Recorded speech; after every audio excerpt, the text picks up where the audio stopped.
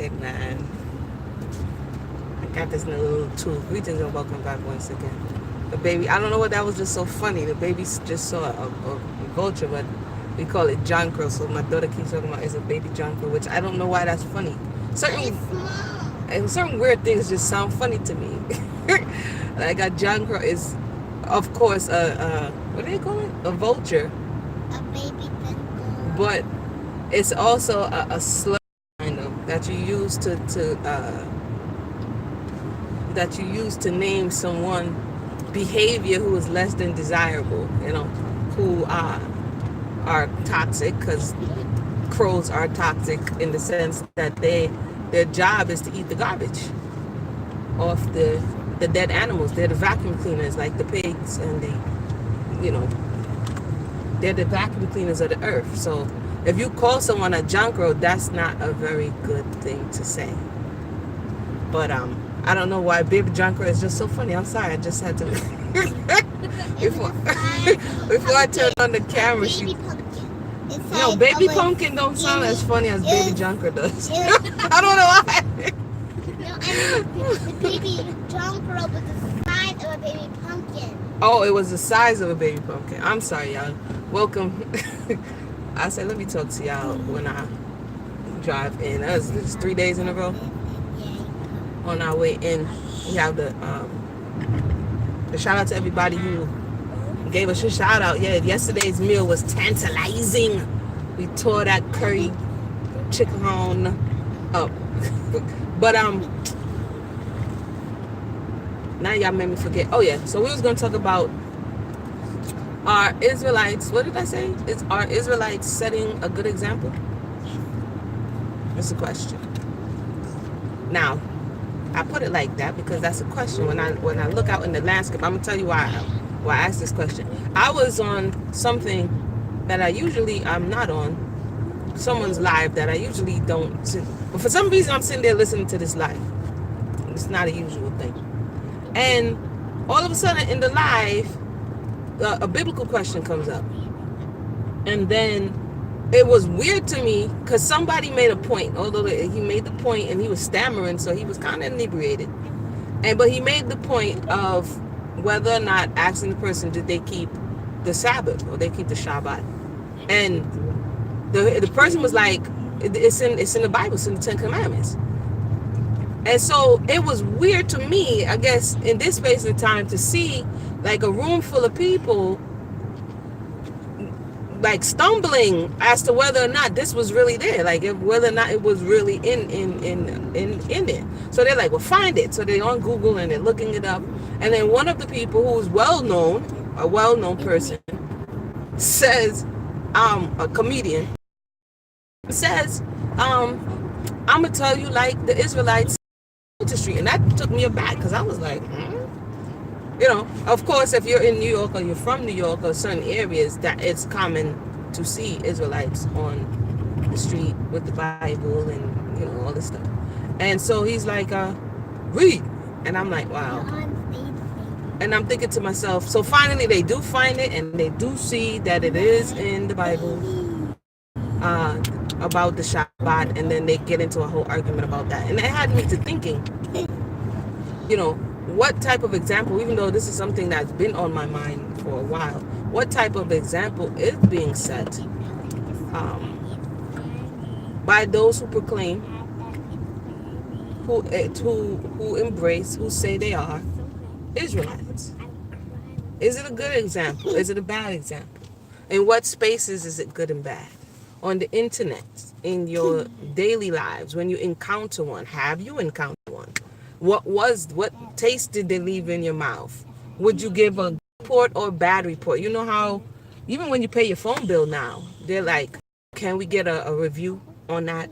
Can you let us know how our service was? How we can improve our interactions? Please don't hang up, when you call customer service, that type of thing. So then the question would be, because the reactions that I am seeing from a lot of people on the internet is that those who are in the streets and the highways and byways are branding what it means to be an Israelite are the ones minds of the people. And so when you say it's because our minds are associative. So you say something, it associates it with the nearest thing or the experience you have. It tries to find that file. And if it leaves a bad taste in our mouths, then it's like, the person recoils a bit. And based on what I'm seeing, some of the reactions is warranted because some of the behavior is a bit, I'm talking about those who are modeling things on the street. Some of the behavior, some of the things that are being said is a bit violent. It's just a little bit violent.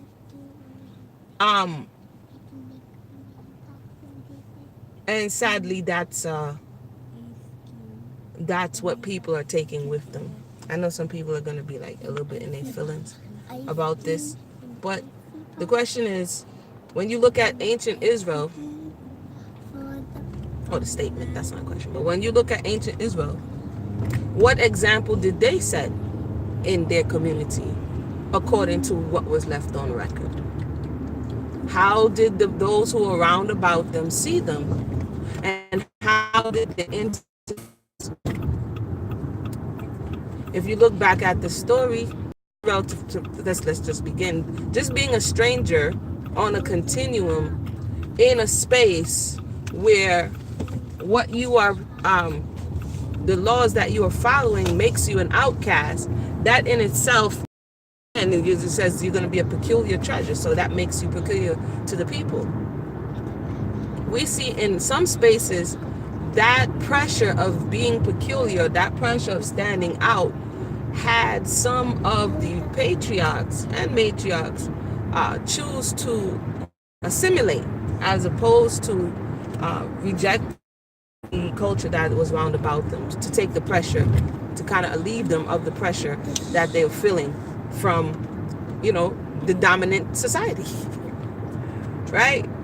And so you see that even in Jacob, in the case of Jacob, when Dinah, his daughter, has no real prospects, as Shalom, Boker Tov, good morning everyone, when Dinah has no real prospect of marrying because the first Israelite men were her brothers, so she would have to have had, that's not even have to have had, but she would have had to marry someone else outside.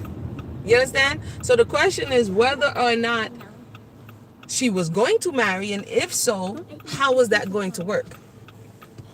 And that's where Jacob is really not trying to buck up against neighbors, because it's a kind of a precarious situation that he's in.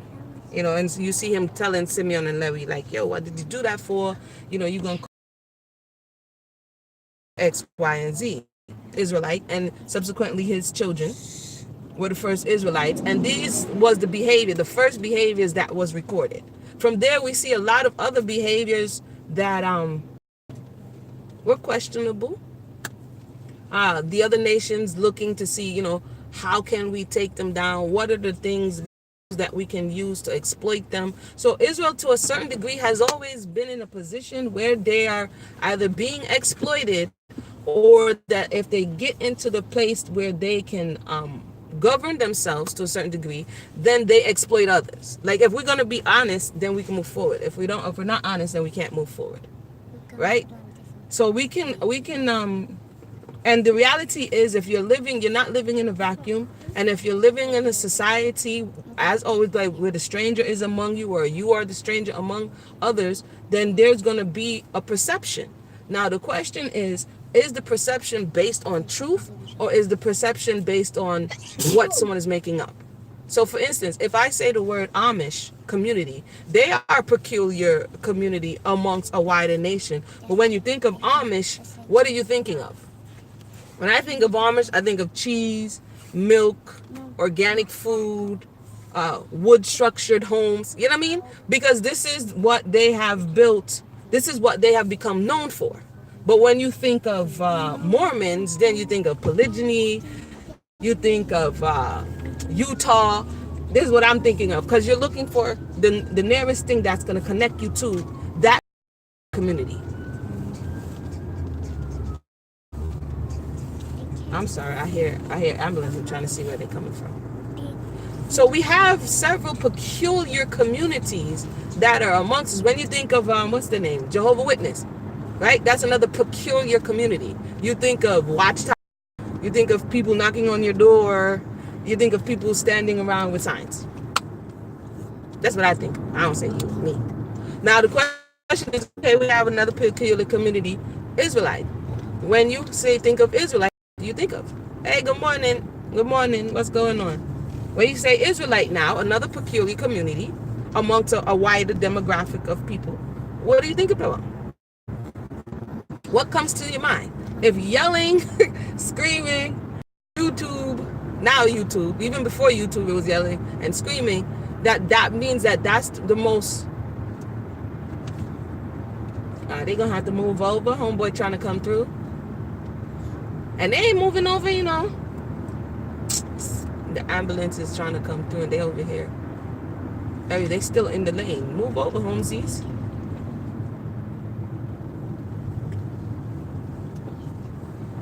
I ain't gone.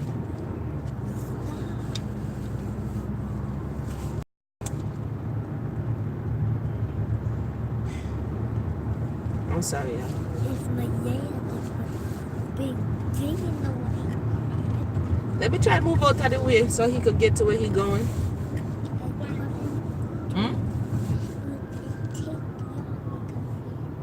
Because homeboy's not moving, son. Finally he moves.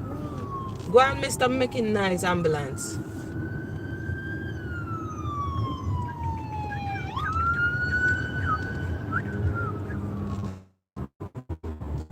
Yeah.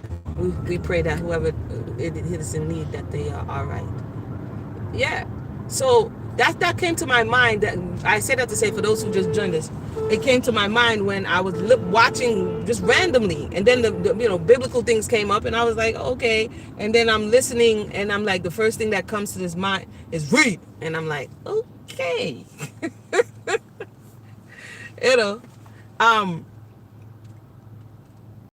The behavior that we model, like I tell the children every day we go outside, you never know who's watching and how it affects what you are claiming that you are. Now, are we perfect? No. Or should we be pretending? No. This is why the desire to I'm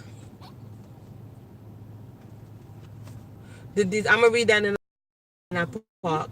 The desire to say that you're going to spiritually elevate has to first start with the individual. I think, let me just say this, that modern day Israel, a lot of the issues that we are experiencing right now, or that we're witnessing, because it is highly concentrated on outward, the perception. I'm gonna change my outfit. I'm gonna change my greeting. All these outward type of things, and then the broken individuals struggling in their daily lives with their personal things, and those things are kind of like swept under the rug and hidden over, and so.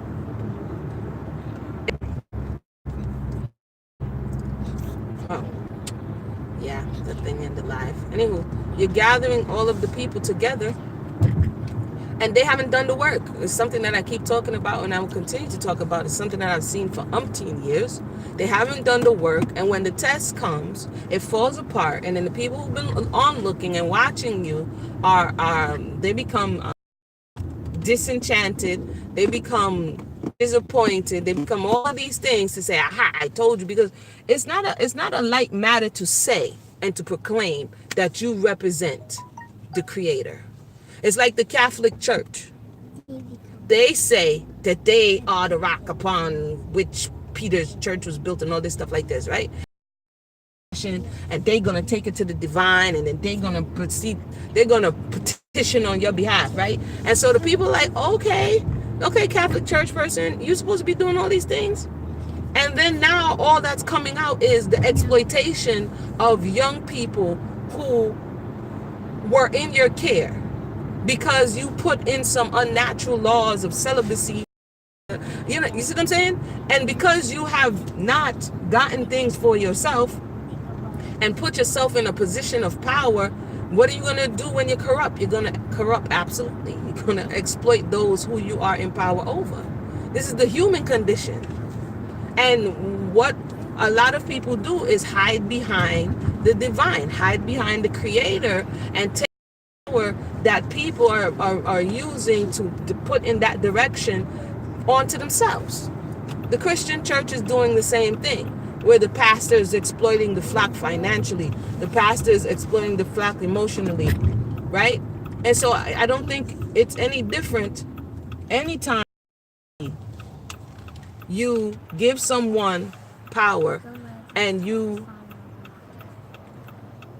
act as though or believe that you don't have the ability.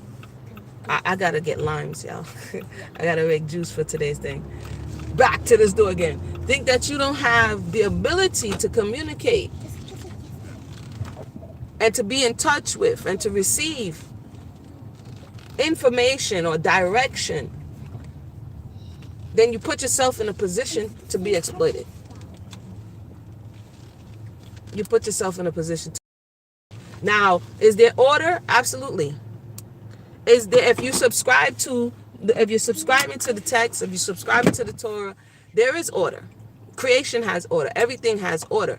However, when you put power in the hands of people who are already out of order, you can expect more disorder. And that's kind of what we are experiencing, where we're not seeing a lot of progress. We're not seeing a lot of growth because it's not encouraged that each and every individual, from what I've seen, should take time to grow. What I do see encouraged is to give it all to the pastor, give it all to the bishop, give it all to the imam, give it all to the moreh, give it all to them, right? And they're going to take care of it for you. And actually what they do is they don't. And so 5 years later, 10 years later, you're still in an infantile mindset. It behooves each and every one of us to understand what this is about, y'all, what you need to be doing and how you need to be doing it. Now I'm going to check the comments real quick and then I'm going to run into the store. Boca Tov, everybody. Slapbox, what's going on? Somebody just told me the other day they seen Israelites. What did I say? Hold on. Oopsie, where did it go? I lost the comment. Oh, standing on the corner yelling at people. I didn't even know they did that in LA. This is what I'm saying. Yes, they stand in the corner. They're yelling at people. Here's one more thing. And I really, really got to run in the store. Here's one more thing. If you still slapbox, if you say, it says wisdom builds his house, right? And she mingled the wine, she set the table, she did all these things before she called the people. If you are having an event, if you're having a party, if you're having a celebration, if you're calling people onto yourself, it always boggled my mind. Wouldn't you want to make sure that your place is in order before you call people? If you've been calling people for 1 year, 2 year, 3 year, 4 year, 5 years, 10 years, 15 years, 20 years, and when they get there, you keep losing people because there's a hole in the bucket, because the place is in disorder, because people become disgruntled, because people are being exploited. If you keep losing people because of these reasons, maybe you need to take some time to stop calling all of these people and get yourself in order. Because if you're calling them out of a world of confusion and disorder, then you're going to need to make sure that in your space, there is some, not just the semblance of order where there's one, maniacal person who's over everything and not that type of thing. I'm talking about places where you're calling them out of, where they're going to begin to receive healing and restoration and direction. Like 5 years later, if you're collecting all these people, there should be some things that's set in order, is what I'm saying. And what we're seeing is that that's not the case. And what is happening is that after that's not the case, you have many disgruntled people who that's coming out and saying, yep, that's the creator. See, yeah, that's what happens when you follow the Bible. That's what, and so you become a bad representative. You misrepresent what you claim you represent. And even in the natural world, if you work for Target, if you work for American Airlines, there's a certain uniform you must have. There's a certain code of ethics and behavior. And even in today's space and time, these jokers want your social media because they even want to see how you're representing or misrepresenting the company off the clock. I say all that to say this is very important when you say you're a servant of the Creator, or you worship the true and living power, or you are whatever it is you're saying you are. Every time you go out, people are going to say, oh, I just saw you. I just went, I know you. You're such and such and such. You know what I mean? So it has to kind of be who you are. And I think we're getting stuck in who people think we are and who we really are, and not really working more on that who we really are part. But with that said, I'm going to really run in this spot real quick and get me some lands so that I can make me some juice. All right, everybody. Everybody have a blessed day. Say bye, babies.